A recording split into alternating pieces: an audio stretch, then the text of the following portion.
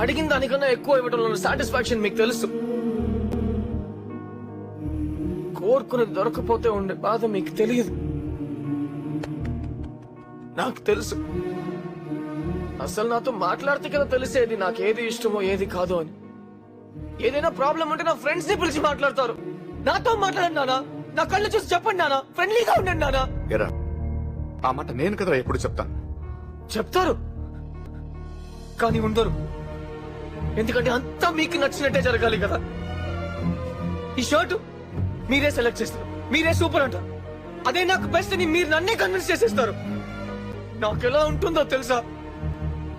దాన్ని చింపి విసిరేసి నాకు నచ్చలేదు అని అరవాలనిపించేది. ఆఫీస్కి పంపిస్తారు, నేను వెళ్తా. అక్కడికి వెళ్లే లోపు మీరే ఆ పనిని ఫినిష్ చేసేస్తారు. నవ్వుతున్నారు నన్ను చూసి అక్కడ ఆఫీస్ లో.